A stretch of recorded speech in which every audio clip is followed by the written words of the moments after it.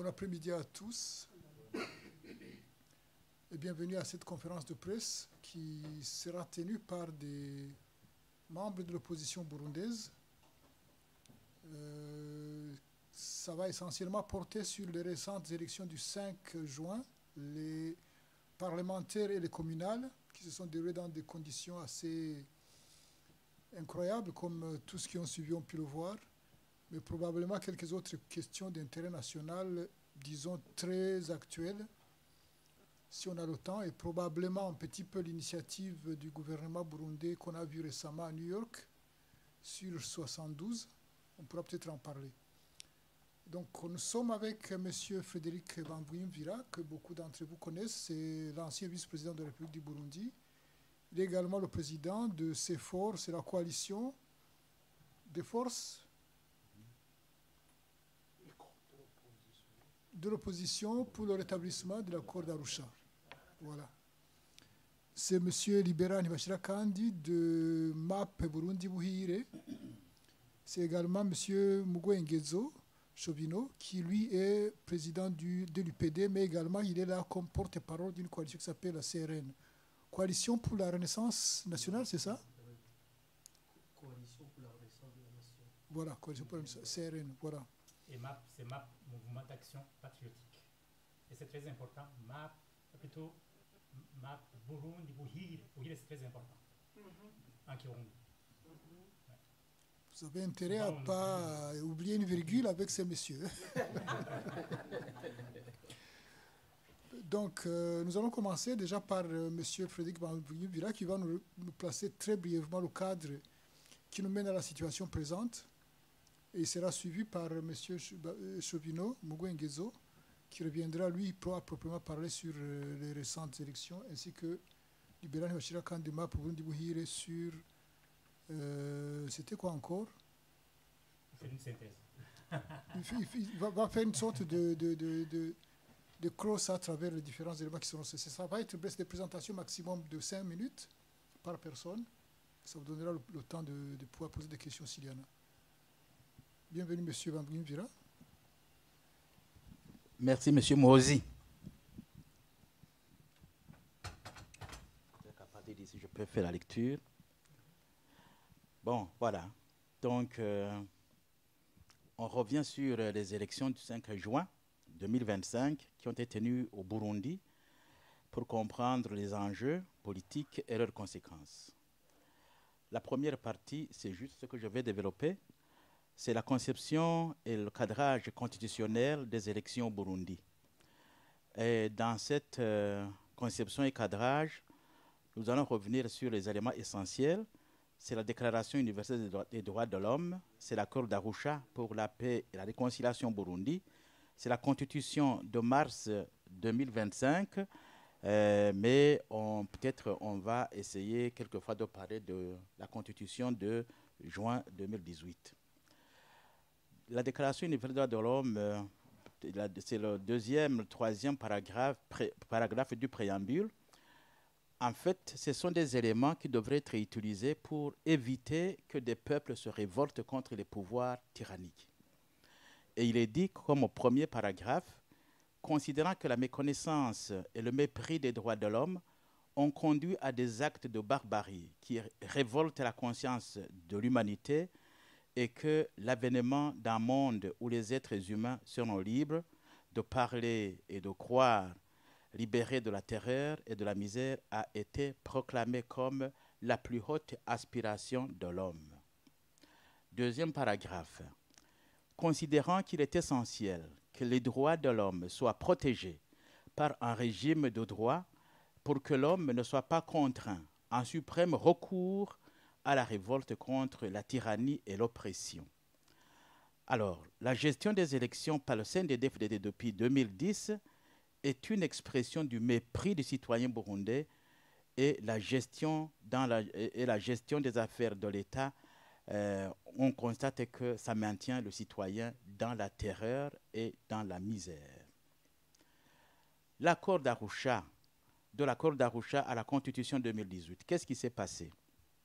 Et là aussi, nous allons revenir sur le préambule Et le préambule le plus important dans l'accord d'Arusha, il dit ceci: réaffirmant notre détermination inébranlable à mettre un terme aux causes profondes de l'état continu de violence ethnique et politique, de génocide et d'exclusion, d'effusion de sang, d'insécurité et d'instabilité politique qui ont plongé le peuple burundais dans la détresse et la souffrance et compromettent gravement les perspectives de développement économique et la réalisation de l'égalité et de la justice sociale dans notre pays.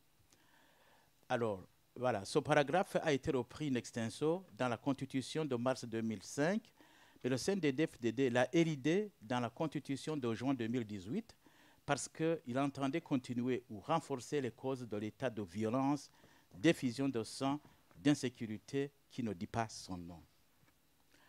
Alors, l'autre paragraphe de la Constitution de 2005 qui est tiré justement de l'accord d'Arusha, ça dit ceci: réaffirmant notre engagement à construire un ordre politique et un système de gouvernance inspiré des réalités de notre pays et fondé sur les valeurs de justice, de démocratie, de bonne gouvernance, de pluralisme, de respect des libertés et des droits fondamentaux de l'individu, de l'unité, de solidarité, de compréhension mutuelle, de tolérance et de coopération entre différents groupes ethniques de notre société.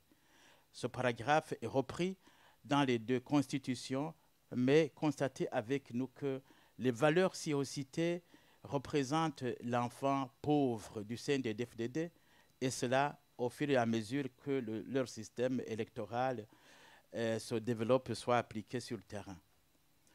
Du point de vue des élections, selon l'accord, les élections au Burundi après la transition et pendant toute la période post-transition, les institutions issues des élections devaient tenir compte de l'identification du conflit burundais. Or, ça avait été défini par les négociants à Arusha comme un conflit politique avec des dimensions ethniques extrêmement importantes, doublées d'un conflit découlant d'une lutte de classe politique pour accéder ou se maintenir au pouvoir. Voilà comment les négociants ont dû identifier les causes de notre conflit ou la raison du conflit dans notre société. Le code électoral devait clairement tenir compte des préoccupations et des intérêts de toutes les composantes de la nation burundaise sur base des dispositions du protocole 2 de l'accord. À l'article 4 du même protocole, il est stipulé que le multipartisme est reconnu au Burundi. Cet article devient l'article 75 de la Constitution de mars 2005 et celle de juin 2018. Mais constatez aussi avec nous que le multipartisme n'est que de façade. Les responsables du pays et du CNDD-FDD ne cessent de le dire. Et le président de la République vient de le dire publiquement que les partis politiques viendront après le développement, que ce n'est pas le moment qu'il faut parler des partis politiques. Quant au droit de vote, l'accord, la Constitution de 2005, en son article 86 et celle de 2018, en son article 87, s'accordent sur ce contenu. Je cite: le droit de vote est garanti. Alors, quiconque peut se poser une question légitime. La loi garantit le droit de vote, mais le pouvoir CNDD-FDD garantit-il ce droit du peuple burundais? La réponse est non. La réponse est non. Compte tenu justement des plaintes sur les élections exprimées ou déposées aux instances habilitées depuis 2010 jusqu'en 2025. Oui. Il ne faut pas m'interrompre, justement. Vous les perdez. Bien. Le chapitre sur les élections comprend, pour tous les textes constitutionnels, 6 articles, de l'article 86 à l'article 91. Pour le premier texte, ça veut dire la Constitution 2005, et les articles 87 et 92 pour la Constitution de 2018. Mais le contenu de ces articles n'est pas le même parce qu'il y a, sur le point de vue de la composition et sur le point de vue du mode de désignation des commissaires, il y a des différences. pour la composition, je parle du premier texte, la Commission nationale électorale passe de 5 membres à 7 membres. Donc, quant au mode de désignation, les commissaires sont nommés par décret présidentiel, mais le mode d'approbation change. Parce que pour le premier texte, les commissaires sont approuvés séparément par l'Assemblée nationale et le Sénat, à la majorité des 3/4, quand même un nombre imposant. Mais pour le second, ils sont approuvés à la majorité absolue. Ça veut dire 50% plus 1. C'était le souci du CNDD-FDD qui avait peur de l'entrée dans les institutions législatives en nombre imposant de l'opposition. Il fallait absolument baliser. Alors, deux mouvements, plutôt. Le titre, ici, c'est l'intégration de l'accord d'Arusha, de l'accord du cessez-le-feu dans l'accord d'Arusha. Est-ce que c'est une opération de charme? Je vais développer juste des éléments sur cela. Deux mouvements militaires étaient encore en guerre lorsque l'accord d'Arusha pour la paix et la réconciliation au Burundi se signait le 28 août 2000. C'était un accord pour la paix et non pas un accord de paix. Donc, la nuance est de taille. L'absence de deux groupes armés constituait une épine dans le pied de la transition et qui avait débuté le 1er novembre 2001. Et cette épine sera enlevée avec la signature du cessez-le-feu le 16 novembre 2003 entre le gouvernement de transition et le CNDD-FDD. Et cet accord fut entériné par le Parlement par la loi numéro 1/23 du 21 novembre 2023. Soit dit en passant, l'accord du FNR n'a jamais été entériné par les institutions de l'État.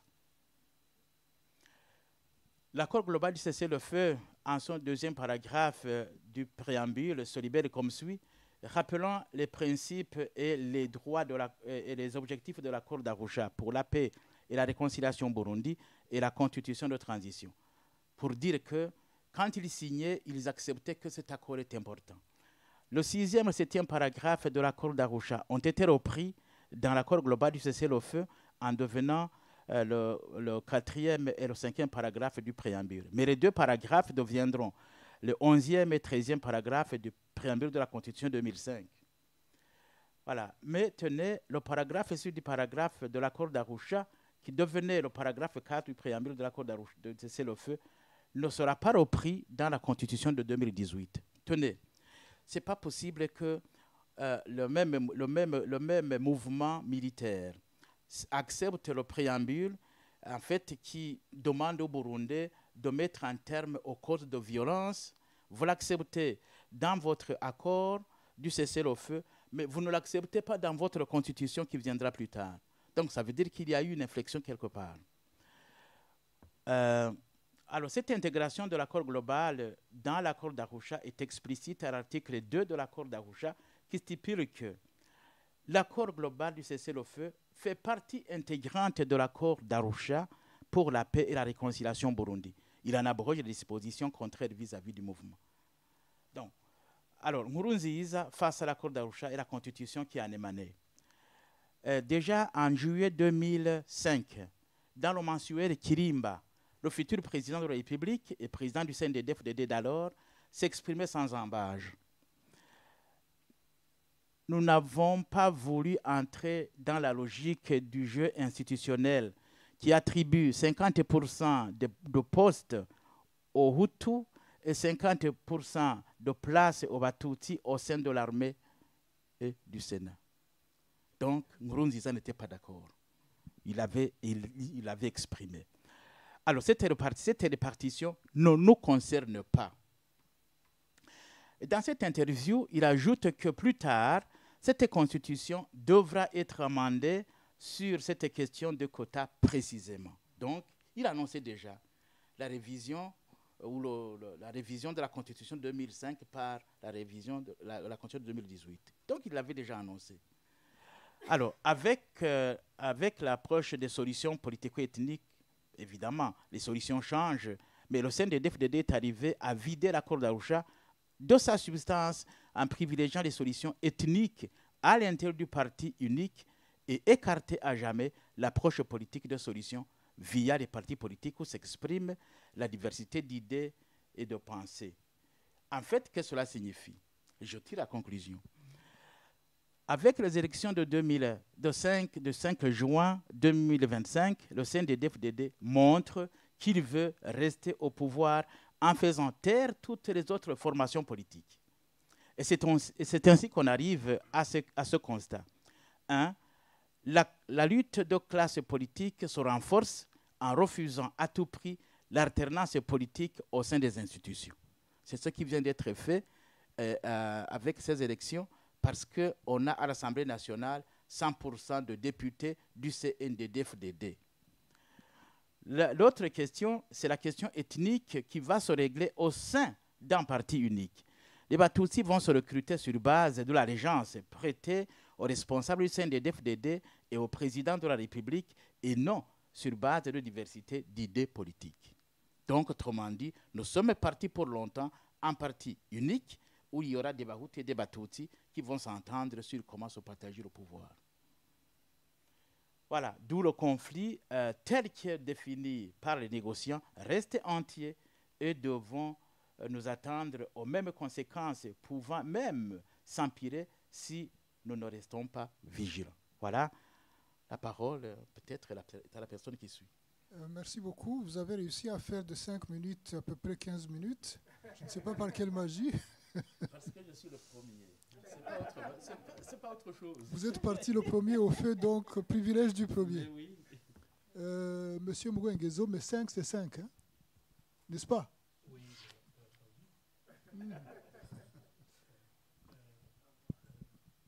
C'est bon, allez-y. Allez-y, c'est bon. Mesdames, Messieurs les journalistes, cher public, bonjour ou bonsoir.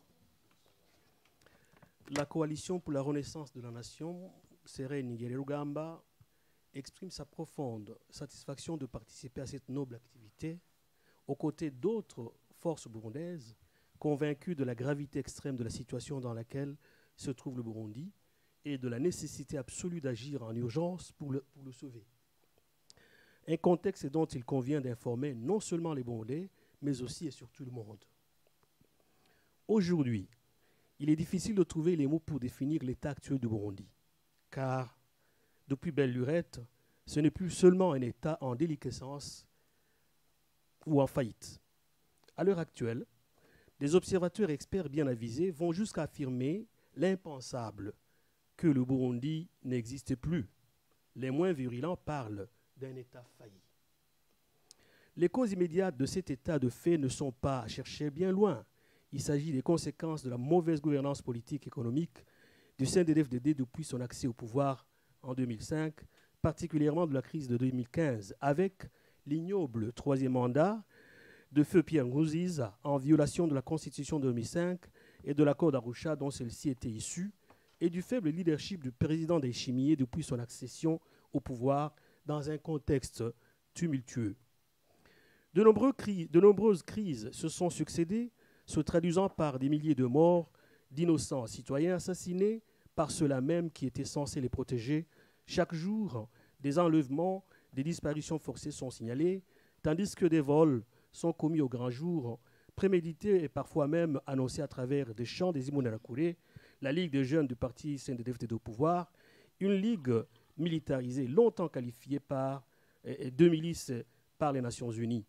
On assiste à une chasse sans merci des défenseurs des droits humains, des opposants politiques et des journalistes dont les médias indépendants ont littéralement été réduits au silence après avoir été bombardés par la police. Ces crimes qui restent impunis et qui sont même encouragés par le pouvoir en place ont poussé près d'un demi-million de Burundais à l'exil. Ce processus de délabrement du pays s'est également caractérisé par une mauvaise gouvernance sans précédent à toutes les échelles et à tous les secteurs. La corruption, le détournement de la chose publique étant devenus des pratiques institutionnalisées par le parti CNDD-FDD.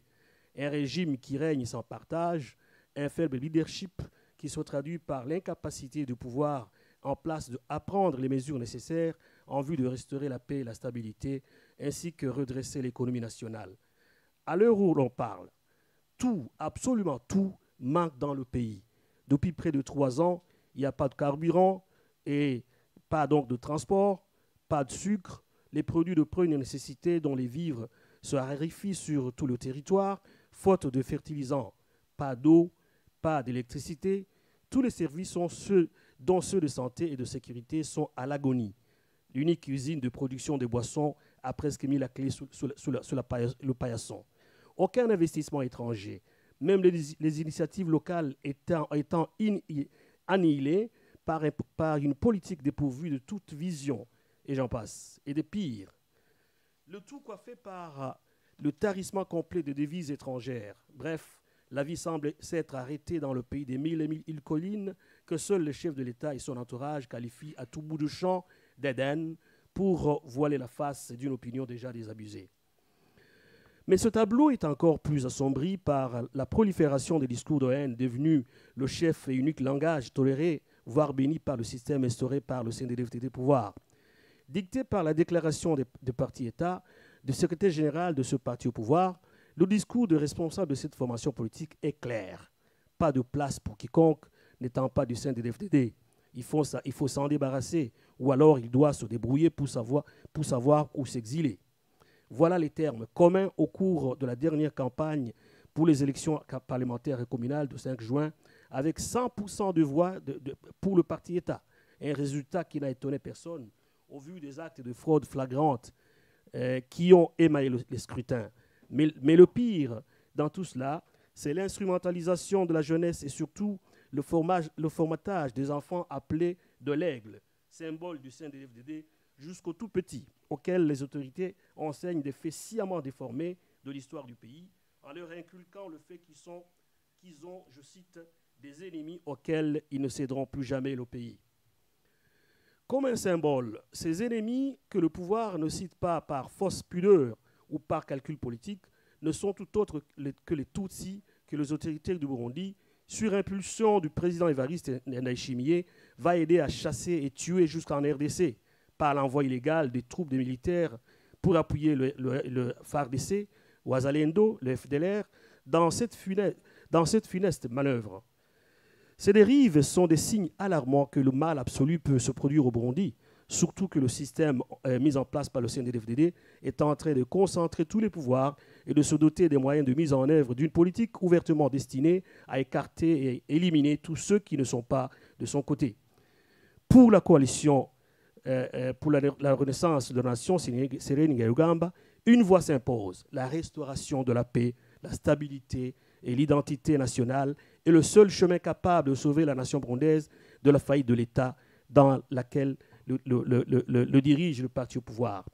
En effet, il s'agira de reprendre les solutions proposées dans l'accord d'Arusha pour la paix et la réconciliation au Burundi au chapitre 2 du protocole 1 en les réadaptant au contexte actuel, en corrigeant les erreurs commises dans l'application de certaines solutions, notamment la commission vérité et réconciliation, en appliquant ce qui ne l'a pas été. B.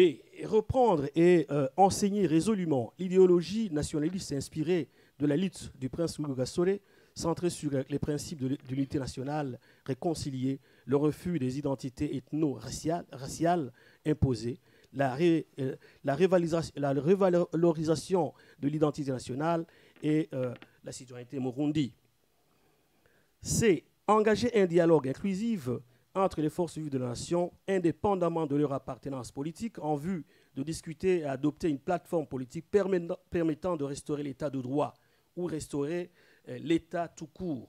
Ce dialogue inclurait aussi bien des acteurs politiques, les représentants de la société civile, les médias, les femmes, les jeunes, les associations diverses. Il serait coordonné par un facilitateur choisi pour sa neutralité et sa sagesse.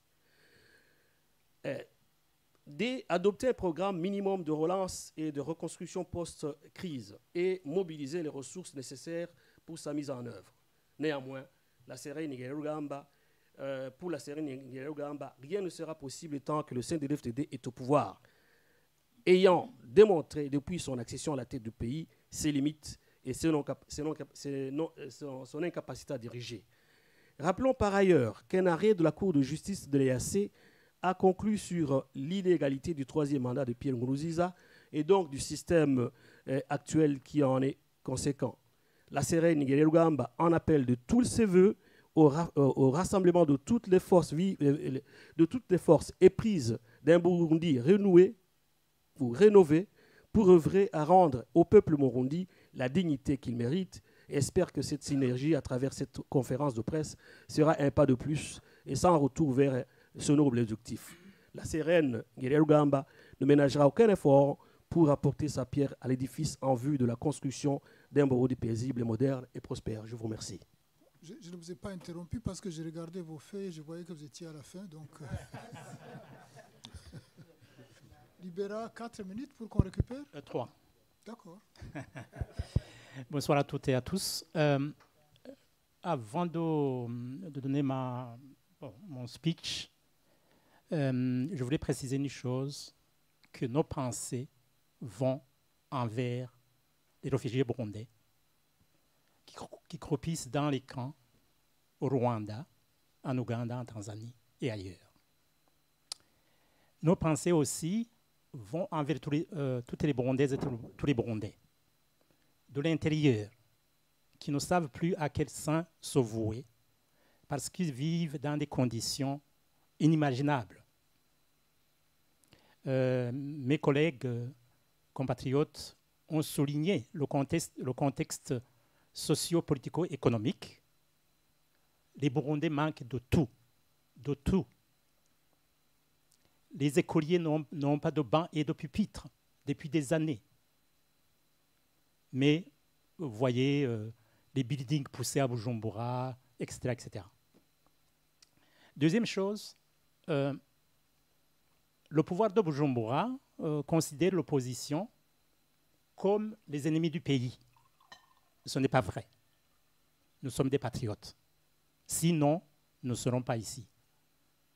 Et nous sommes une opposition responsable qui souhaite contribuer à la refondation de la nation et de l'État burundais pour que toute Burundaise, tout Burundais, qu'il soit jeune ou vieux, qu'il puisse vivre en paix et surtout les jeunes puissent s'épanouir librement comme tout jeune qui mérite une vie meilleure.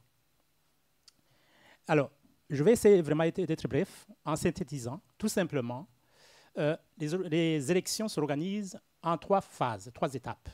Il y a l'avant, il y a le pendant, il y a l'après. L'avant, je vous renvoie au rapport de l'URAC qui a tracé les grandes lignes sur notamment comment les élections étaient en train d'être organisées. Est-ce que les instruments juridiques, notamment la Constitution, le Code électoral, la loi communale et autres, ont été respectés? Malheureusement, ce n'est pas le cas. Je citerai un exemple. La CENI est monocolore, y compris ce qu'ils appellent CECI, CEPI, ils sont monocolores. C'est-à-dire, tous les membres sont du parti au pouvoir. Donc, je vous renvoie, je pense qu'il y a beaucoup de jeunes qui jouent le football. Si l'arbitre, dans un match de football, vient d'une équipe, la suite, vous la connaissez, c'est le cas du Burundi. Et dans le football, on a même imaginé un cas, quand l'arbitre doute, il fait recours au numérique pour vérifier, pour départager. Dans les élections, ça devrait être ainsi. Mais malheureusement, ce n'est pas le cas au Burundi. Avant, le fichier électoral a été manipulé. Les compétiteurs, vous savez très très bien que les partis politiques ont été exclus. Je pense au parti politique CNR de Gwassa, qui avait remporté les élections de 2020.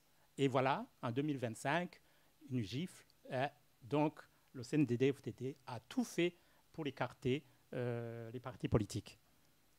Je ne reviens pas au contexte socio-politico-économique, puisque la population, qui était totalement mécontente, a même boycotté les inscriptions.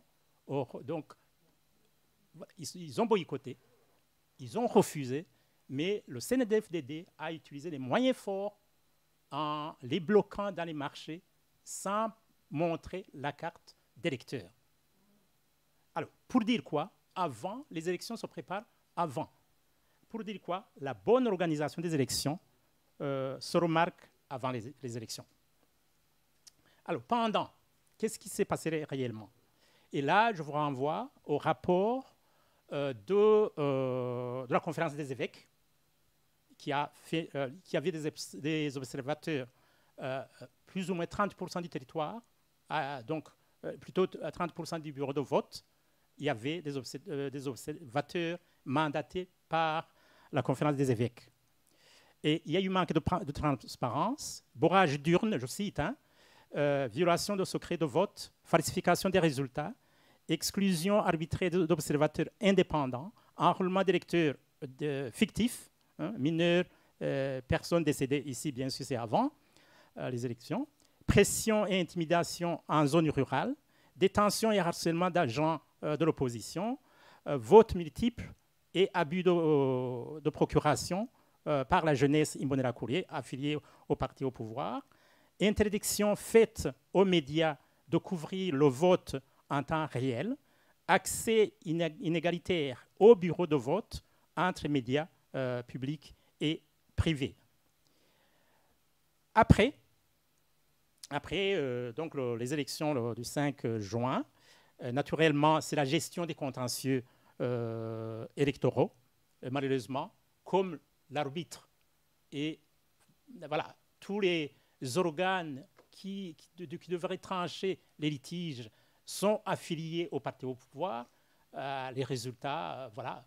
Donc, c'est ce que vous connaissez aujourd'hui, les résultats, 100% pour le CNDD-FDD. Et la suite, c'est quoi? Purement et simplement, il y a eu des élections en 2010, en 2015, en 2020, aujourd'hui en 2025.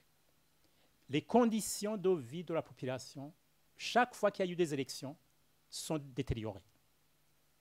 Donc, en 2027, lors des élections présidentielles, les Burundais seront encore plus pauvres qu'aujourd'hui. Parce que tout simplement, ils n'ont pas de solution. Il y a l'incompétence, il faut le dire, dans la gestion du pays. Donc, il n'y aura pas de miracle. Et en 2030, lors des prochaines élections communales et législatives, les Burundais seront encore pauvres. Et malheureusement, on les manipule avec un rêve. On parlait de Burundi émergent en 2040, un Burundi développé en 2060, un pays qui n'a pas de carburant, qui n'a pas d'électricité, qui n'a pas d'infrastructure. Je ne vois pas où ce miracle, même si le Burundi est un pays d'Éden. Je vous remercie. Merci d'avoir presque tenu dans les délais. Rappelons que le Burundi est le pays le plus pauvre au monde, et que c'est le pays le moins électrifié aussi. À peine 10% des Burundais ont accès à l'électricité. Et ça, pas de façon constante, avec des coupures, etc. Donc, un pays où il n'y a pas d'électricité, où que 10% ont accès à l'électricité, vous comprenez très bien qu'il n'y a absolument pas d'économie, en fait. L'économie, c'est l'énergie. La moyenne de l'Afrique subsaharienne, c'est plus ou moins 45% d'accès à l'électricité. Nous sommes à 10% à peine. Donc, le pays le moins électrifié du monde, le pays le plus pauvre du monde, c'est cohérent à la limite. Donc, ça c'était même avant qu'on manque même de carburant, suite à l'absence de devises, etc. Une première question à M. Bambouni Vira. Il y a plus de 100 journalistes en exil. Combien nous sommes maintenant? 204 journalistes en exil. C'est un record mondial, si je ne me trompe. C'est unique, c'est des situations assez extrêmement dramatiques dont on ne parle pratiquement pas, mais qui sont là, que nous vivons, sans parler des principaux acteurs de la société civile qui sont dans les droits de l'homme, sans parler des acteurs politiques. Pratiquement toute l'opposition burundaise est en exil, à quelques exceptions qui sont restées à l'intérieur. Enfin, plus ou moins 300 000 réfugiés encore, parce qu'il y en a qui sont quand même rentrés sur les 500 000. C'est une situation extrêmement tragique, mais silencieuse aussi. Les gens, il n'y a pas beaucoup de remous, parce que la société a compris que si vous bougez, vous êtes mort. Ce n'est pas compliqué. Ce n'est pas compliqué, vous disparaissez, on retrouve le cadavre. Moi, je me souviens, avant qu'on parte en exil, une situation qui m'a vraiment beaucoup marqué. il y avait eu des gens qui avaient été tués par la police dans un des quartiers périphériques. Donc les corps étaient entre les maisons. Et l'administration refusait de délivrer des certificats pour que les familles puissent enterrer les gens. Donc les familles ne pouvaient pas toucher au corps. Et j'ai reçu un appel des gens qui disent, s'il vous plaît, faites tout pour qu'on puisse les enterrer aujourd'hui, parce que si on ne les enterre pas, les corps vont exploser. Aussi simple que ça. J'ai essayé d'appeler le ministre de l'Intérieur de l'époque, je n'ai pas réussi à l'avoir. J'ai réussi à appeler l'ombudsman de l'époque, qui est un musulman. Il y a une sorte d'attitude assez différente du côté musulman par rapport aux morts. L'ombudsman s'est levé, il est allé chercher les gens de la Croix-Rouge, ils ont réussi à évacuer les corps avant qu'ils n'explosent. Donc, ils laissaient les corps exprès pour traumatiser encore plus la population. C'est une population profondément traumatisée. Vous savez ce qui vous attend si vous élevez la voix. C'est aussi simple que ça. C'est pour ça qu'il y a cette impression de paix au Burundi. Mais en fait, tous les fonctionnaires, pratiquement à quelques exceptions, tous les matins, vous vous levez, vous allez au service à pied. Parce qu'il n'y a pas de bus. De tous les quartiers périphériques au centre, tout le monde marche à pied. C'est des longues files et il est interdit de filmer ou de photographier ces files maintenant. J'ai demandé à un caméraman qui était là-bas, il m'a dit, je ne peux pas prendre ce risque-là. Donc c'est des situations qui sont assez extrêmes. Et alors, comment est-ce qu'un pays comme celui-là, pour devenir un fou, comment est-ce qu'on peut avoir 96% de voix aux élections avec des situations comme celle-là, M. Wampunyvir? C'est très simple. C'est très simple. D'ailleurs, la logique aurait dicté qu'il disait ça 50%, puisqu'il y en a qui ont été votés alors qu'ils ne sont pas inscrits. Et que le nombre d'inscrits, le nombre de votants, le nombre de votants était plus supérieur que le nombre d'inscrits. Et qu'il n'y avait aucun contrôle, et qu'il n'y avait pas de PV, et que les gens étaient forcés à faire ce qui a été développé par notre ami ici. Ils ont eu très peu.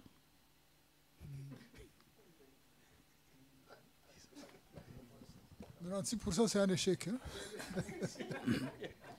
Je peux ajouter quelque chose? Oui. En fait, rien d'étonnant. Ça a été préparé depuis que le CNDD-FDD est arrivé au pouvoir. Et ça a été préparé parce que tout simplement, dans les élections précédentes, dans les séances plénières des députés des parlements du Sénat, il y avait des parlementaires qui osaient résister et dénoncer publiquement ce qui ne va pas. Et ça dérangeait le CNDD-FDD. Et vous vous rappelez pas mal de députés, un député de l'UPRONA, qui a même été en prison. Vous vous rappelez les parlementaires du CNL. Et ça a été préparé tout doucement pour faire en sorte qu'en 2025, le parti CNDD-FDD devienne un parti État. Donc, pour faire passer leur vision, d'une part, se maintenir au pouvoir coûte que coûte, faire nettoyer ce qui reste de l'accord d'Arusha et faire reconnaître voilà, ce qui s'est passé en 1972 comme génocide des Hutus commis par les Tutsis. Et la suite, hein, c'est la chasse à l'homme des responsables des événements 72. Et c'est la raison pour laquelle, très très rapidement, hier ou avant-hier, la CVR, tout le travail de la CVR, c'est vraiment pour diviser les Burundais et pour justement préparer cet agenda du parti aujourd'hui État, faire passer leur vision qui malheureusement est comment dirais-je, une vision divisionniste. Et c'est vraiment sidérant de voir les enseignements de la jeunesse burundaise et dans les écoles. Ils sont enseignés à l'idéologie du parti au pouvoir et l'avenir est un peu sombre. Monsieur Libéral, j'ai un doute. Vous parlez de la chasse aux Tutsis, M. Chauvinon en avait parlé, et pourtant, on sait qu'il y a eu énormément de Hutus qui ont été tués par ce pouvoir, énormément de Hutus qui sont en exil, énormément de Hutus qui sont en prison, qui sont torturés, etc. si tu as bien suivi, mon raisonnement, c'est après la reconnaissance du génocide des Hutus 72, la chasse à l'homme, c'est les responsables de ce génocide, comme ce qui s'est passé en 2015. Donc je ne dis pas que c'est probablement systématiquement, non, plutôt ils vont coller ce génocide à certains, et je suis sûr à 100%, je peux parier, comme les anciens FAB, Kararu Zatanaz qui a été assassiné en pleine journée, Biko Magou et bien d'autres. D'une façon générale, les forces armées burundaises, les anciens des forces armées burundaises, vous savez très très bien qu'un à un, ils sont éliminés. Ici, je parle bien, je précise bien, que les soi-disant responsables des événements de 72, ils seront éliminés un à un, en tout cas ceux qui sont encore vivants. Il n'y a presque plus de vivants, cela dit. Monsieur Mugengezo? Justement, moi, je voudrais revenir un peu sur les chiffres que vous présentez. Je ne sais pas si vous les avez présentés à titre illustratif, mais sinon, quand vous évoquez 300 000 réfugiés encore basés à l'extérieur, et je dois rappeler, monsieur Innocent, qu'au départ, quand on fouillait le pays, les réfugiés s'évaluaient à plus de 500 000. Alors, avec toute la campagne de sensibilisation qu'il y a eu entre-temps, et avec toute cette campagne, je ne pense pas que 200 000 personnes aient été rapatriées, même dans l'hypothèse, parce que vous semblez un peu leur jeter des fleurs, comme quoi ils sont parvenus à faire rapatrier un grand nombre. Mais même ceux-là qui ont eu l'audace de se faire rapatrier, ils n'ont pas eu la vie facile au Burundi. Ils ont une fois arrivés, la chasse à l'homme s'est poursuivie. On en connaît qui ont été même tués. On en connaît qui ont été mis aux arrêts, détenus et peut-être fait disparaître. Et à chaque fois qu'il y avait eu ce mouvement de rapatriement, on a observé, quelques temps plus tard, que ce mouvement reprenait de plus belle, qu'il se réfugie encore davantage. Les vagues successives des réfugiés qu'on voit en Belgique ici, elles sont consécutives au fait que le pouvoir a menti aux gens en leur disant que s'ils se rapatrient, leur sécurité serait assurée, ce qui n'a pas été le cas du tout alors. Donc, moi, je pense que nous pouvons continuer à placer la barre de 500 000 réfugiés encore basés au Burundi. Alors, revenons sur la violence qui est orchestrée par le parti CNDD au pouvoir. Cette violence, elle est orchestrée contre, aujourd'hui plus qu'hier, contre les Hutus. Aucun régime qui a précédé n'a été aussi violent, n'a été aussi criminel que ce régime du CNDD-FDD. Ils s'en prennent aux Tutsis, là c'est une évidence, mais beaucoup plus aussi ils s'en prennent aux Hutus. Là, si vous évaluez le nombre de détenus au Burundi, je pense que l'écrasante majorité sont des Hutus. Si vous évaluez aujourd'hui le nombre de réfugiés qui sont basés encore à l'extérieur, la balance donne une tendance que les Hutus seraient nombreux. Donc, voilà. C'est une question d'idéologie selon laquelle tout ce monde qui n'a pas le même langage que le CNDD est à exclure, est à tuer, est à exterminer. Voilà. Je voudrais compléter par rapport au nombre des réfugiés. Et là, d'ailleurs, je voulais quand même interpeller les autorités belges, dont certains soutiennent le pouvoir de Bujumbura, pour rappeler qu'il y a quelques années, 4 ans, Bruxelles a été inondée par des réfugiés burundais pendant l'hiver. On a parlé de la Serbie. Et on les oublie. Le Burundi se vide au quotidien. On parle de 300 000, ceux qui sont en Tanzanie, en Ouganda, au Rwanda, mais on oublie des dizaines de milliers. En Belgique, je pense qu'en tout cas avec la CRPI, il y a eu plus de 10 000 Burundais qui ont fui le pays. Il y en a qui vont dans d'autres pays. Et donc, les chiffres, c'est plutôt, à mon avis, on approche très très facilement 1 million. 1 million. Vous n'avez pas de Alors, référence quand même oui, sur ça. pour la question d'ordre ethnique, je dois préciser clairement que le CNDD-FDD, avec le travail de la CVR, c'est le CNDD-FDD qui entretient la corde sensible ethnique. Notre lutte, c'est refonder complètement la nation burundaise pour mettre en avant l'identité nationale Burundi, reconnaître un Burundais dans son identité, dans sa culture, mais pas par rapport à la dimension du nez, ni de quoi que ce soit. Nous prenons un Burundi réconcilié, où chaque jeune a le droit de vivre dignement, sans être poursuivi, arrêté, torturé. Moi, j'évolue dans le secteur de l'éducation. Mon rêve, c'est que pour tout enfant burundais puisse étudier et pousser le plus loin possible ses études. Moi, je suis un fils d'un paysan. Je vais vous dévoiler le secret. C'est grâce à nos grands-pères, vos papas, vos grands-pères, qui ont payé de l'impôt pour que je puisse étudier.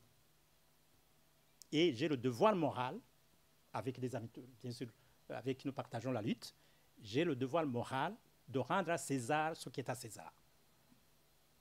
C'est pourquoi je me suis engagé en politique pour essayer de donner un coup de pouce pour refonder ce beau pays que nos grands-parents nous ont légué. Je suis en train de contester les chiffres que vous donnez parce qu'il y a des références quand même et du HCR et d'autres organisations qui disent qu'il y a plus de 260 000 réfugiés burundais qui sont déplacés dans les pays voisins. 260 000 oui. Dans les pays voisins. Il y a des cas qui ne sont pas déclarés ici. Oui, certainement. Mais il y en a d'autres qui sont même plus loin si vous voulez. Donc 500 000 c'est un peu fort quand même à mon avis, mais qu'importe. Même si ce n'était que 100 000, ça dit ce que ça dit déjà. S'il vous plaît. Ben, c'est ouvert, vous pouvez, si vous avez des questions à poser, les poser. Monsieur Hubert. Oui. Ce que j'entends là, c'est un constat qui est terrible, c'est-à-dire le CNDD-FDD a pris le pays en otage. Vous êtes leader de l'opposition, vous faites plus ce constat, on l'avait fait déjà avant les élections, on savait que ces élections seraient une farce, mauvaise farce, mais on le savait. On le savait. Et ce constat, il est terrible. Je veux dire, ça fait des années que je suis le Burundi, ça fait des années que je n'arrive pas à écrire un seul papier qui soit un tantinet positif. Ce que je rêve de faire un jour. Mais le constat est toujours pire. Donc la question que je me pose ici, c'est l'opposition politique aujourd'hui, dans la structure de l'État burundais, quels sont les ressorts que vous pourriez utiliser pour essayer de changer la donne? Parler de restructurer un État, mais dans la mesure où ici l'Assemblée nationale est entre les mains à 100% du CNDD-FDD, on parle des élections de 2027, on ne voit déjà pas qui sera en face de Nkurunziza, d'Achimie, pardon. Donc, est-ce que vous avez des pistes de solutions? Parce que le constat, il est terrible, mais moi j'ai envie d'entendre des pistes de solutions. Merci. D'abord, je voudrais vous dire que le problème du Burundi trouvera une solution à partir de lui-même. Le CNDD-FDD, quand il venait en 2005, c'était un parti très puissant. Tout le monde avait peur du CNDD-FDD. J'aime dire, les 6 qui allaient négocier au sein du CNDD-FDD, c'était M. Rajab, c'était M. Nkurunziza, c'était M. Evariste, c'était M. Nyandoui, c'était M. Bunyoni, c'était M. Adolphe. Ils étaient à 6. Si vous devriez aujourd'hui voir qui sont aujourd'hui encore en vie ou encore libres d'agir, Nkurunziza n'est plus. Adolphe n'est plus. Nyandwi n'est plus. Rajab n'est plus. Il ne reste que 2. Un, il est en prison. L'autre, il est au pouvoir. Ça signifie quoi? Et personne n'a été tué par quelqu'un d'autre. Ils se sont entretués eux-mêmes. Est-ce que vous savez qu'il y a un serpent que quand il veut mourir, se mange la queue jusqu'à se consommer complètement? Ces gens-là, même si on les laissait le pouvoir vaudra leur échapper. Ça, c'est la première considération. La deuxième, qui est-ce qui empêche que l'opposition puisse décoller et lutter contre ce que nous voyons en face? Tout simplement parce que la lutte politique, c'est un repas qui se mange froid et des fois, ça prend du temps. L'engagement des hommes politiques au Burundi n'est pas forcément là. Maintenant, il faut créer une nouvelle classe politique des jeunes, conscients de ce que devrait être le Burundi. En fait, quelle est la menace de l'avenir du Burundi? C'est ces histoires de Hutu, ces histoires de Tutsi. Pourquoi? Parce que l'expérience a montré que par le passé, en fait, il était construit 2 pays dans un pays. Et quand vous avez 2 pays dans un pays, ni l'un ni l'autre n'existe. Maintenant, comment nous réorganiser pour que nous ayons le Burundi, comme le disait Libera ici? Ça veut dire que ce sont les jeunes qui doivent être conscients de cela. Maintenant, quand j'approche les jeunes, vous pensez qu'ils sont accrochés à cette idée? Je vous dis que non. Moi, j'ai cherché à organiser les jeunes. Ils m'ont dit, un représentant, il est allé et puis il est revenu me dire, Monsieur Frédéric, vous ne savez pas l'aspiration du jeune Burundais ici en Belgique. Nous sommes très contents de travailler toute l'année, avoir au moins 10 000 € et retourner pendant les mois de juillet, les mois d'août et rencontrer nos anciennes collègues, nos collègues, et puis discuter, échanger, manger, boire, nous amuser. Et quand l'argent touche à sa fin, il faut retourner. Voilà notre projet de société. Voilà, il faut identifier maintenant des jeunes qui peuvent avoir une conscience nationale. Parce que ce sont ceux-là qui n'ont pas été traversés par ce courant ethnique. Parce que l'ethnie tue la nation. Maintenant, comment aller au-delà pour que nous ayons d'abord cette idée et recréer notre société. Mais sinon, ça c'est de l'autre côté une autre solution. C'est là où il faut former les jeunes, mais dans l'entretemps, qu'est-ce qu'il faut faire à l'intérieur du pays? Ne vous en faites pas. Vous pensez que Évariste est content parce qu'il a gagné 96%, parce qu'il a 100% le Parlement? Non, parce qu'il est submergé par beaucoup de problèmes. Il est menacé dans cette région parce qu'au-delà du Burundi, la région est confrontée à beaucoup de problèmes. C'est là où je dis qu'au-delà peut-être de ce chaos, de cette crise, il y aura des solutions, il y aura une prise de conscience. Merci. Je peux compléter? Je vais ajouter quelque chose. Vous avez à 100% raison. Tant que le CNDD-FDD continuera à organiser les élections, bon, c'est vraiment en l'heure de démocratie en fait. Mais dans l'histoire du Burundi, il y a 3 élections qui ont été organisées correctement. C'est en 1961, lors de l'indépendance. Et là, les Nations Unies se sont impliquées. Et le parti UPRONA a gagné les élections, en fait. La deuxième fois, c'est en 2005, juste à la sortie de la transition. Et là aussi, les Nations Unies étaient totalement impliquées. Et j'ai oublié 93. 93 aussi, à la suite du sommet de la Baule, là, il y avait la communauté internationale qui était derrière. Pour dire que la communauté internationale a un rôle important à jouer au Burundi, surtout que cette communauté internationale est associée à l'accord d'Arusha.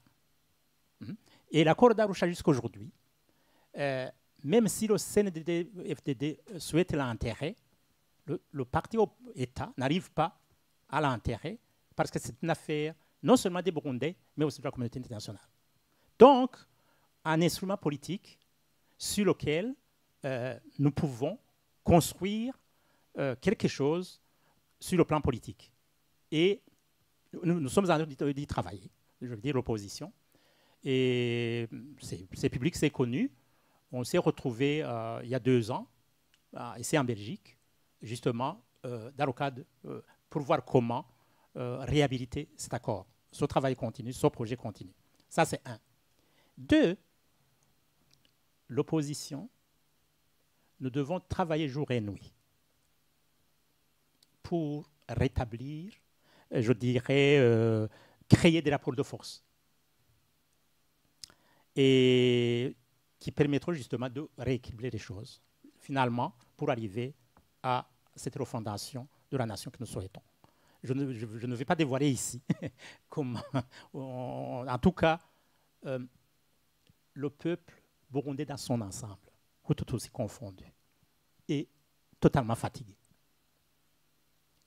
Et il y a un proverbe qui dit voilà, quand le ventre est creux, qui peut m'aider à traduire, par exemple. Donc, il y a...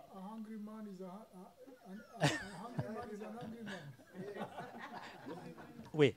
Donc, pour dire quoi en fait, l'exclusion engendre la frustration. Et la frustration, ce n'est pas notre souhait. Les violences. Donc, ce n'est pas notre souhait. Nous, on va utiliser tous les moyens politiques légaux, justement, pour essayer de créer ces rapports de force. Et je crois que, franchement, on va y arriver. Surtout que le CNDF de donner un cadeau, le fait qu'il ait totalement contrôle tout, c'est facile, justement, vraiment de faire en sorte que nos partenaires internationaux puissent quand même comprendre qu'il faut faire une pression sur ce pouvoir pour que les prochaines élections puissent s'organiser quand même en présence de cette communauté internationale. Donc vous avez un rôle à jouer aussi en tant que journaliste. S'il vous plaît. Il y a une question ici encore.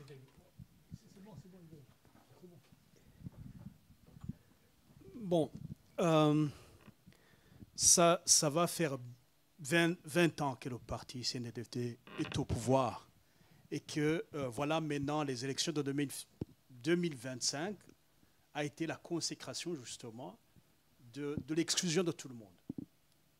Qu'est-ce que l'opposition a aujourd'hui comme force pour contraindre le CNDD-FDD d'accepter les voies pacifiques dont vous annoncez, que vous dites? Comment est-ce que vous allez le contraindre? Avant, le CNDD-FDD s'est toujours basé à ce que certains analystes appelaient des idiots utiles. Ce n'est pas moi qui le dis, ce sont les analystes qui le disaient. Aujourd'hui, il n'a plus besoin d'idiots utiles pour contrôler, il va forcer. Comment, vous, en tant qu'opposition, quelle est la force que vous allez utiliser pour le contraindre d'accepter qu'il y ait encore un débat démocratique? Merci. Ok, s'il vous plaît, je vais tenter. C'est une sorte d'explicitation encore plus de la question qu'Hubert avait posée. Je vais tenter une réponse à sa question. Vous savez, à un moment donné, le pouvoir CNDD-FDD avait cru en une opposition forte. Et l'opposition représentait une menace réelle pour le pouvoir. Mais à un moment donné, il faut reconnaître que nous sommes tombés dans une faiblesse. Parce qu'entre nous-mêmes, nous avons été traversés par plusieurs courants qui nous ont affaiblis carrément. Il faut l'avouer ainsi. Il faut avoir le courage de dire là, ça n'a pas marché, là, ça a marché. Mais aujourd'hui, nous sommes en train de vouloir recoller les morceaux nous voulons passer d'une opposition faible en une opposition solide et forte. C'est pour cela que moi, j'apprécie déjà la présence des personnalités ici présentes autour de ces débats qui préparent d'autres rendez-vous qui seront susceptibles de nous ramener à être une opposition responsable et forte. La deuxième chose, ce peuple est meurtri, le peuple burundais est meurtri profondément. Ce n'est pas le 100% de vote qui peut nous faire voir que le peuple est content ou satisfait. C'est d'abord une mascarade électorale. L'élection n'a pas eu lieu, s'il vous plaît. Le peuple burundais vit mort dans l'âme avec ses résultats. Il vit mort dans l'âme parce que c'est pas son travail, c'est pas son action, c'est pas lui qui a placé le CNDD-FDD aujourd'hui à la tête. C'est pas le peuple burundais. Alors la deuxième action, à mon avis, il s'agira d'entreprendre une sensibilisation tout azimut, une sensibilisation, une éducation qu'on pourrait inculquer au peuple burundais à résister. Il faut résister. Il faut résister, il faut être résilient. C'est ça qui nous manque, en fait. C'est ça qui nous manque. Donc, je pense qu'on va passer à un stade de sensibilisation, de mobilisation pour que ce peuple-là prenne le courage, tout le courage de dire non à ça. Et dire non à ça, ce n'est pas par des mots. Dire non à ça, c'est envahir des rues. Dire non à ça, c'est s'attaquer aux autorités publiques et administratives. Je pense que ce travail-là, associé au fait qu'on se sera consolidé dans le cadre d'une opposition forte, je pense que la communauté internationale, comme le disait Nibashira Kahandi, aura finalement un interlocuteur. Parce qu'aujourd'hui, il n'y a pas d'interlocuteur. Il n'y a pas d'interlocuteur avec lequel la communauté internationale peut collaborer pour s'assurer qu'il y a des mécanismes qui sont mis en place pour déboulonner ce système-là. Voilà, on doit, à un moment donné, nous oublier nos égos, on doit à un moment donné faire passer la nation avant toute autre chose, faire passer la nation avant nous-mêmes. Monsieur Mugwengezo, oui, s'il vous plaît. Vous parlez du peuple qui devrait aller dans la rue, etc. Mais le peuple a déjà essayé cela, il a été massacré. S'il vous plaît. Et justement, c'est là qu'on nous a eu. C'est là qu'on nous a eu. Il faut justement apprendre à ce peuple à résister. Ce pouvoir CNDD-FDD, quoique criminel, quoi qu'il a atteint des sommets de criminalité, je ne pense pas qu'il soit capable de tirer à bout portant sur 1000 personnes. Je ne pense pas. C'est des humains qui respirent, qui réfléchissent comme nous. Je ne pense pas qu'il soit capable de tirer sur 2000 personnes qui font la rue. Non, je pense. Et voilà. Et on peut tirer, mais se faire aussi envahir. Donc c'est ça mon point de vue. Mais sinon,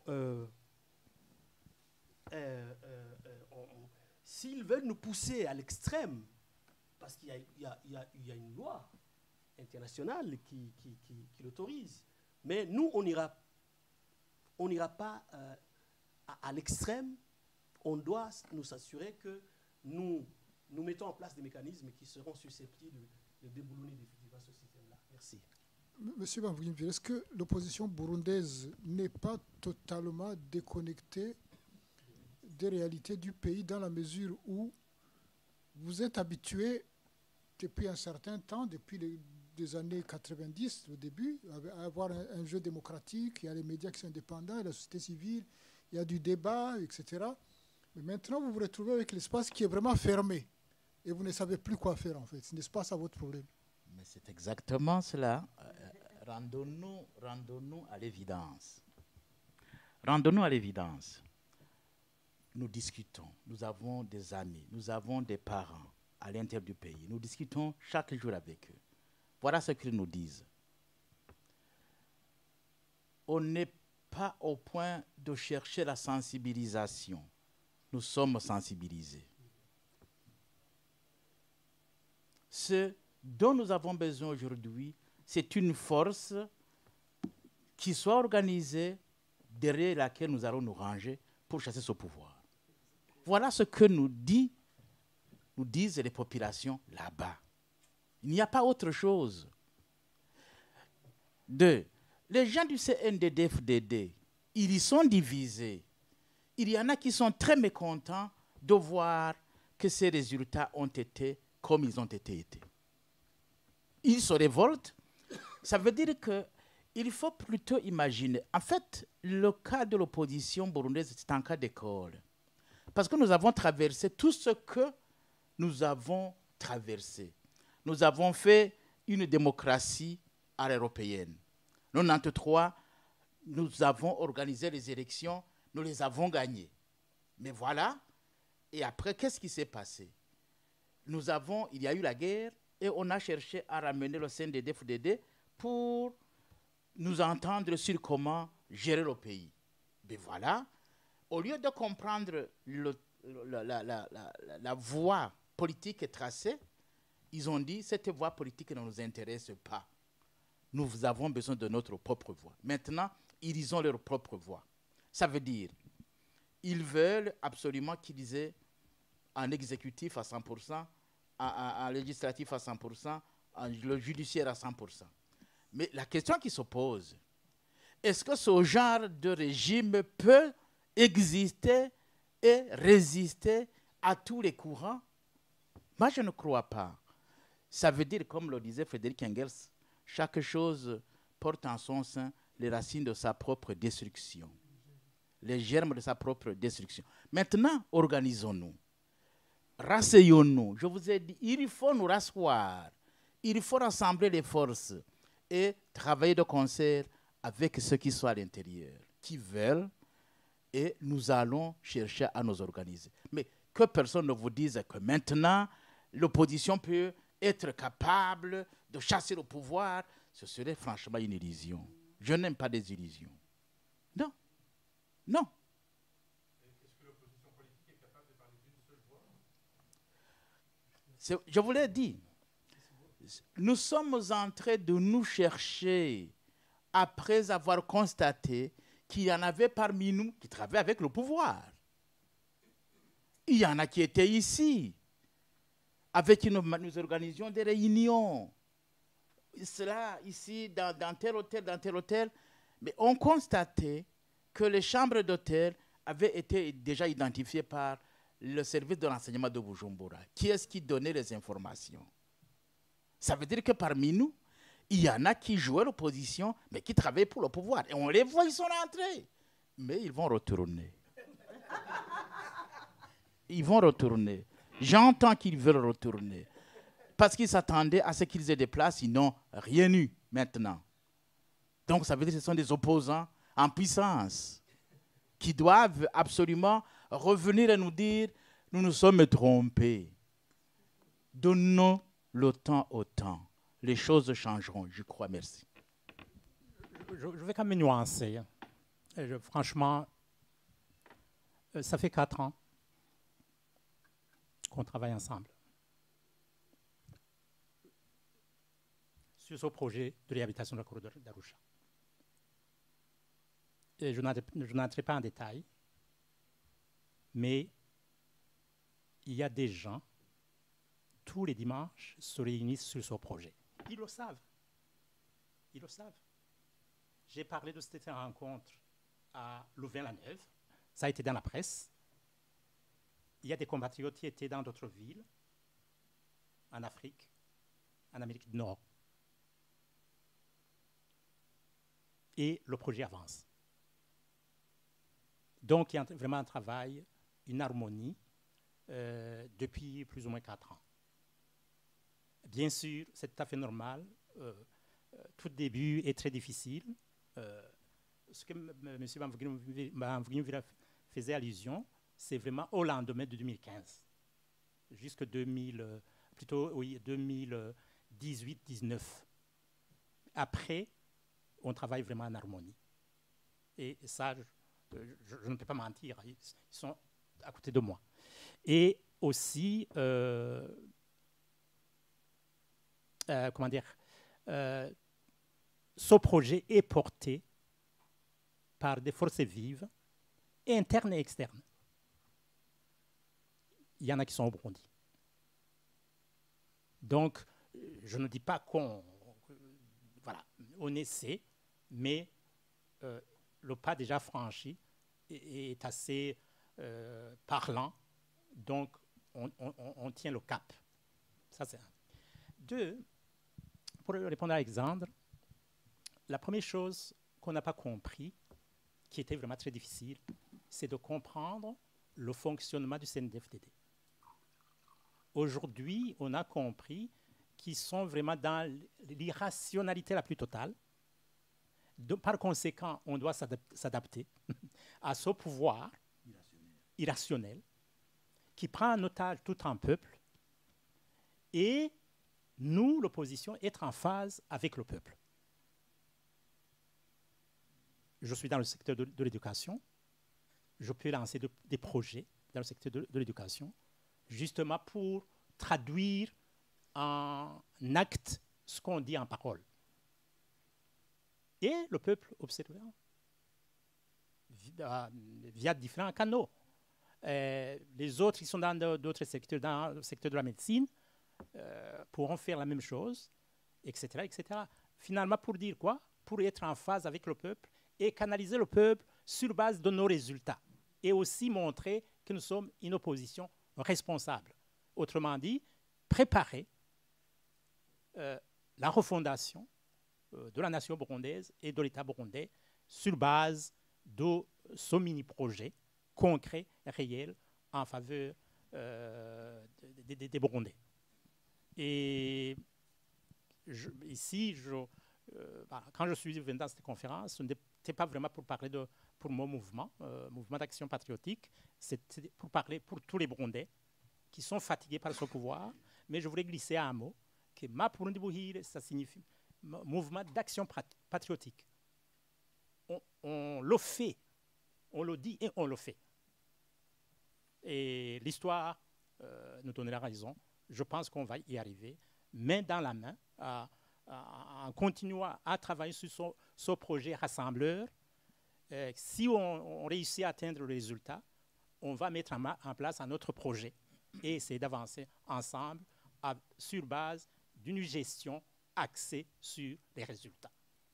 Monsieur Libera, et Mugwengeze aussi. 43% des positions à la sortie des dernières élections seront occupées par des Tutsis. Et c'est comme une explosion. Les Tutsis ont eu de la promotion, ils sont un peu partout, au Parlement, au communal, etc. Préciser des femmes, la majorité des femmes. De quoi vous vous plaignez maintenant encore en tant que Tutsi? Ça va? S'il vous plaît. Parlons des choses très sérieusement. C'est sérieux, cela, ça va? Parlons des choses très sérieusement. Ils savent qui, parmi les Tutsis, ils doivent choisir. N'est-ce pas?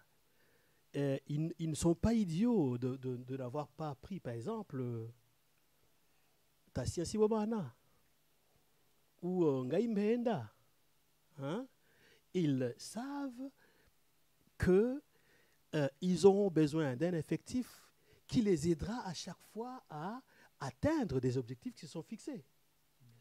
Et ils savent pertinemment qu'ils ne peuvent pas choisir un Tutsi qui va leur rendre la vie difficile ou qui votera contre des choses qui ne passent pas. Donc, tout ce temps, ils ont eu aussi des Tutsis au niveau des institutions, mais qui n'ont rien fait, qui n'ont pas pesé de leur poids, qui n'ont pas eu une voix, qui n'ont pas agi contrairement aux aspirations du CNDD-FDD. Ils savent, ces gens sont là, effectivement, pour donner l'apparence que c'est une démocratie, pour donner l'apparence que, voilà, les institutions ont impliqué toutes les ethnies, alors qu'en réalité, ces gens-là sont manipulés. Ces gens-là n'aideront en rien à faire respecter ou à arrêter des projets de génocide qui se commettent au petit feu. au Burundi. Donc voilà, à mon avis, ce sont des gens bien choisis, bien sélectionnés qui vont pour agir dans le sens du pouvoir, dans le sens des poils du pouvoir. Voilà. Juste pour compléter, je vais être vraiment bref, le problème n'est pas là. Pour moi, qu'il soit 100% Hutu et qu'il gère correctement le pays, c'est-à-dire respect des droits de l'homme, liberté publique et politique, bonne gouvernance, autrement dit, un pays qu'on a connu d'autre part au passé, hein, du temps du président Bagaza, par exemple, où il y a des infrastructures, etc. Non, je parle au niveau économique. Ouais. Et donc, moi, je m'en fous qu'ils soient totalement Hutu ou Tutsi et qui voilà, qui construisent un pays moderne, digne et prospère. Je m'en fous. Pour dire quoi? Pour ajouter aussi, depuis 2015, les Tutsis sont associés, l'UPRONA notamment. Que deviendra l'UPRONA aujourd'hui? Après avoir accompagné toutes ces réformes. Tu vois, quand on a, on a un citron et qu'on vide du jus et qu'on jette. Et donc, pour dire, ce qui est très important, c'est le respect des lois et des textes qui régissent la République. Et c'est ce que je disais tantôt, qu'on doit mettre en avant l'identité Murundi, pas plutôt l'identité ethnique. Mais malheureusement, le CNDD-FDD caresse cette corde sensible, le travail de la sévère en dit long, où tous les restes humains sont étiquetés d'une seule ethnie, quoi. Alors qu'on sait que dans tous les cycles de violence, il y a eu des Hutus et des Tutsis qui ont été tués, quoi. Une dernière question, s'il n'y en a pas encore dans la salle. Oui?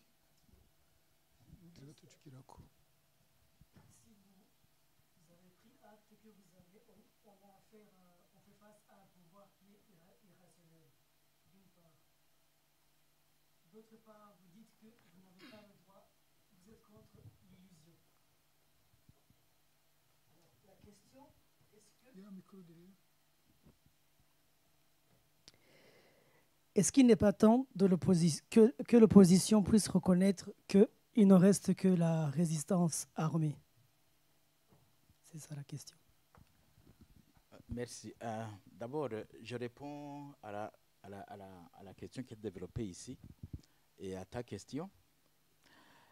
La question Hutu-Tutsi, j'y reviens. Nous abordons mal la question. La question n'est pas Hutu-Tutsi. La question, c'est l'organisation de la société. Ce n'est pas un Hutu qui peut organiser la société, ce n'est pas un Tutsi qui peut organiser. C'est un homme, une femme capable d'organiser la société. Des fois, on se trompe. Ces gens-là, ils ont réussi à s'imposer à la tête de l'État parce qu'ils ont les armes et qu'ils manipulent les populations, qu'ils font très peur à la population. C'est uniquement cela. Cela ne signifie pas que c'est le rationnel comme il le développe. Ce n'est pas de l'intelligence qui est là pour gérer l'État. Maintenant, qu'est-ce qu'il faut faire? Pour moi, le CNDD-FDD a réussi à dire, voilà, nous prenons le pouvoir. Mais que les Batoutis soient là. On leur donne des places. Mais la question n'est pas là. La question, c'est comment se mettre ensemble pour échanger les idées qui développent la société. Les idées ne viennent pas du Tutsi, les idées ne viennent pas du Hutu. Les idées viennent de l'homme et de la femme capable de donner des idées. Mais le CNDD-FDD ne veut pas des idées. Il veut s'imposer par la force. Et la force, vous voyez, la raison de la force, s'il veut l'imposer par la raison de la force, ça c'est clair. Et la force de la raison n'est pas là. Maintenant, plutôt, comment l'opposition peut imposer la raison, la force de la raison? Est-ce qu'on peut imposer des idées et à travers où on a tenté les négociations, ça n'a pas pu marcher, on a tenté des rencontres, ça n'a pas pu marcher. Nous avons rencontré, dont je parle de moi-même, les gens du CNDD-FDD, à partir de Nkurunziza, nous avons signé une convention de collaboration, ça n'a jamais marché. Donc, eux, ils veulent rester au pouvoir uniquement par la force. Est-ce qu'on peut trouver une force pour déboulonner cette force-là? C'est la question que tu poses. Mais à s'attendre à ce qu'au sein de ce pouvoir, il va y avoir un débat entre Hutu-Tutsi ou entre, je ne sais pas, les partis politiques pour parler des idées qui développeraient le pays, nous attendrons longtemps. Ils ne sont pas à ce niveau-là. Ce qui reste justement, comment d'abord prendre conscience de ce que nous sommes. Est-ce que nous sommes de l'opposition, oui ou non? Ou nous jouons? Si nous ne jouons pas, on peut trouver la solution. Si nous ne jouons pas, on peut trouver la solution. La solution, c'est laquelle? C'est un projet de société que nous devons porter et c'est une force qui doit s'organiser derrière le projet, quitte à ce qu'on puisse remplacer ce pouvoir irrationnel. Donc, vous dites, est-ce que vous soutenez ça? S'il n'y a pas d'autre solution, on tente tout pour que le pays ne sombre pas. Madame?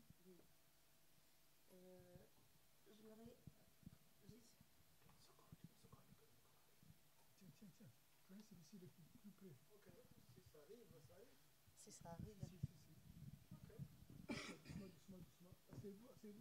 D'accord. Merci beaucoup de m'accorder la parole.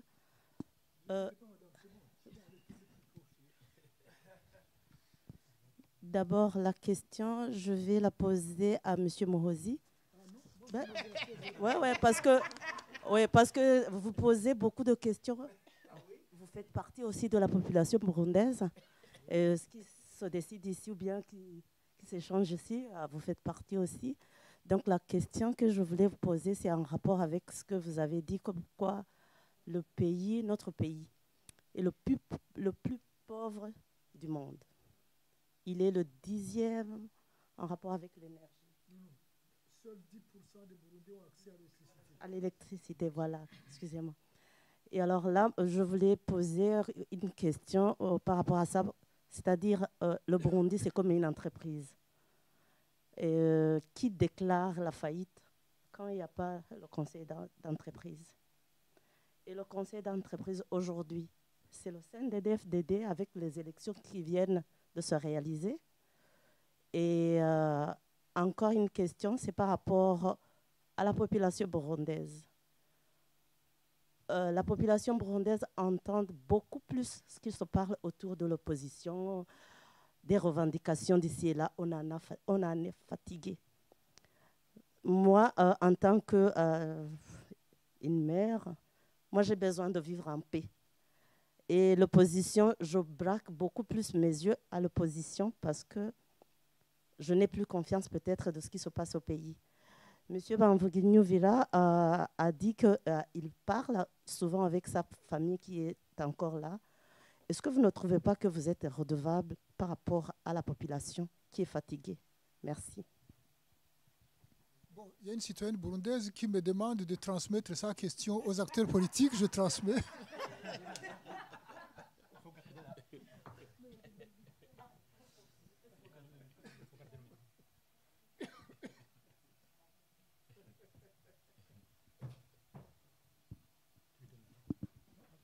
Merci beaucoup pour la parole. Donc, vous êtes une opposition en exil et vous avez dit qu'il y a une opposition qui est restée au Burundi et vous avez avoué que cette opposition qui est restée au Burundi, elle est puissante parce qu'elle avait gagné les élections en 2020, donc notamment le CNL. Ma question est de savoir, est-ce que vous entretenez de bonnes relations avec cette opposition qui est restée au Burundi ou bien il n'y en a pas de relation entre vous et l'opposition qui est restée au Burundi? Parce que l'opposition qui est restée au Burundi, c'est elle qui est tout près de la population. Si vous travaillez seul à l'étranger, séparément avec ceux qui sont restés au Burundi, je pense que même la communauté internationale que vous avez dit qu'elle a le devoir à faire, Donc, il ne saura pas par où commencer ou par terminer pour que le Burundi soit sauvé. Merci, c'est ça ma question. Commençons par savoir qui est-ce qui déclare la faillite, M. Libera. FMI. non. FMI d'abord. FMI donne le rapport. Il donne le rapport. C'est le FMI qui fait le rapport. Hein. Non. Un pays n'est jamais en faillite. J'ai écrit un papier en 2020 justement, dans lequel je comparais le Burundi comme une multinationale, enfin une entreprise. C'était vraiment au lendemain des élections de 2020.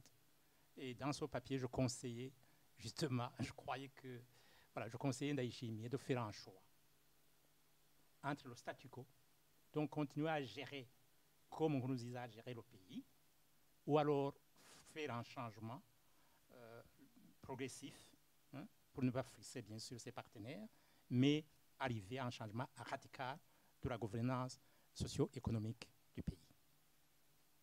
Je pourrais partager cet article. Et donc justement, je parlais de risque de faillite. Hein. Aujourd'hui, le Burundi est en faillite. Hein. Même les salaires sont versés suite aux impôts. Je pense que la Braroudi donne des impôts de 2050 déjà. Donc, dette intérieure, en fait, qui a explosé. Hein? Et puis, il y a la dévaluation de la monnaie burundaise qui ne cesse de plonger.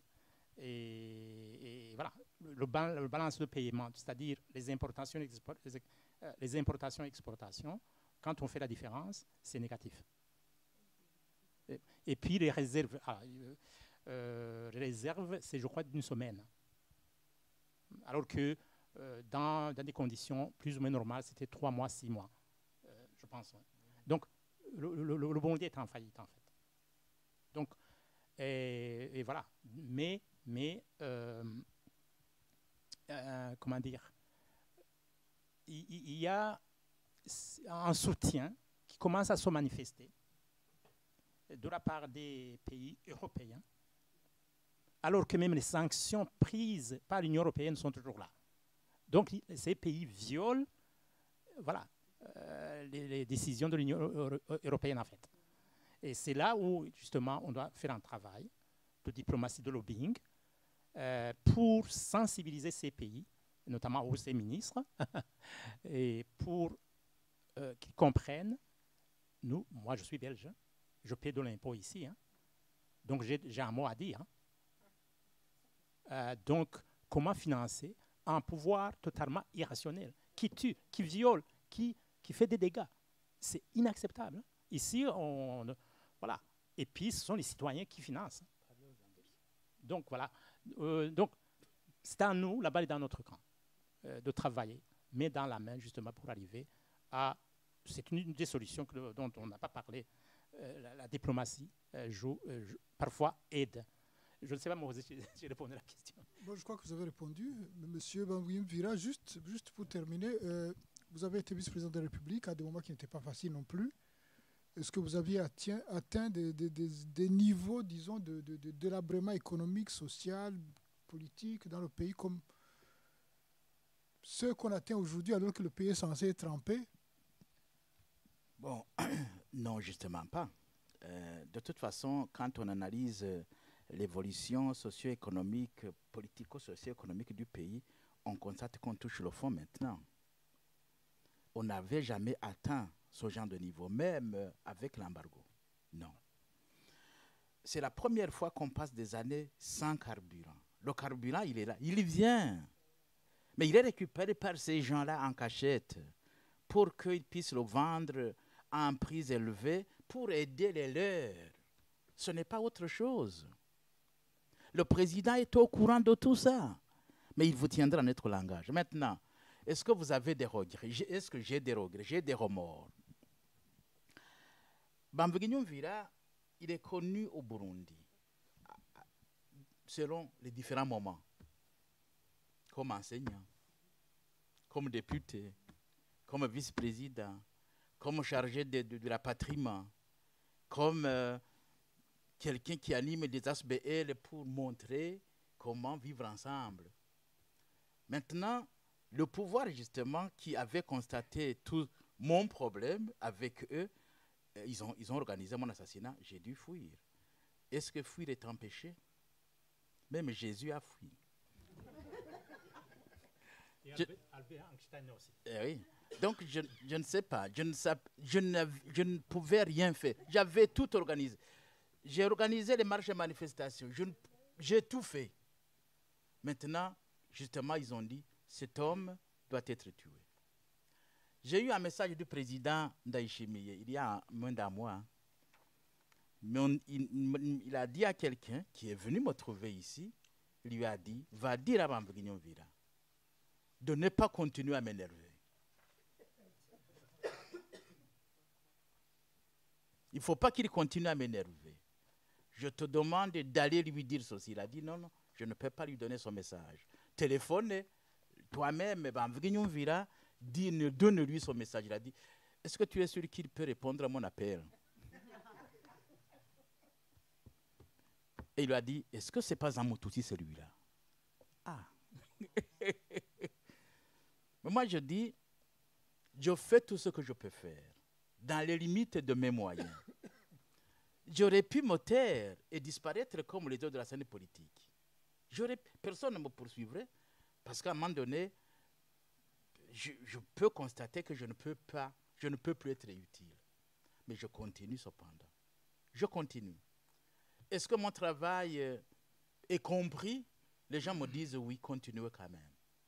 Je vais continuer. Mes remords, c'est d'avoir peut-être pris des solutions, croyant que c'était de véritables solutions, quand nous avons accepté de négocier avec le CNDD-FDD.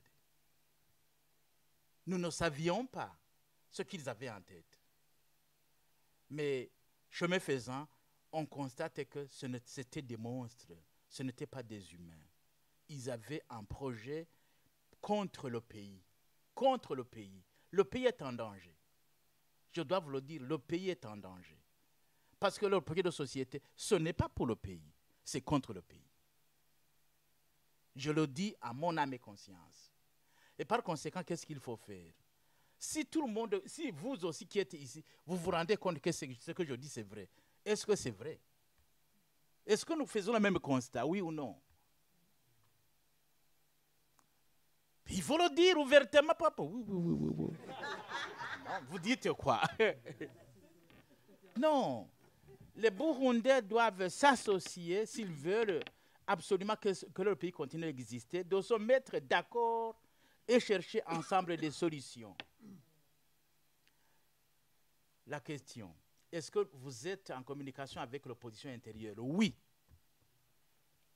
Nous avons discuté longuement avec Burundi Bwabose, à un moment donné qui était même avec le CNR, tout ça. À un moment donné, il y a eu des problèmes au niveau de la CENI qui a fait que ça ne puisse pas continuer à marcher ensemble. Voilà ce que nous sommes devenus.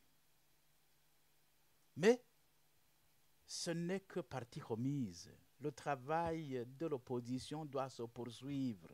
Et moi, je vous ai dit, c'est de rassembler les hommes et les femmes conscients du problème burundais. Parce qu'il y en a qui ne sont pas conscients. Il y en a qui pensent à leurs propres intérêts. Et croire qu'en ayant leurs propres intérêts, ils sauvent la République. Ce n'est pas vrai. Nous devons nous donner avec notre sang pour que nous puissions libérer ce pays, je vous jure.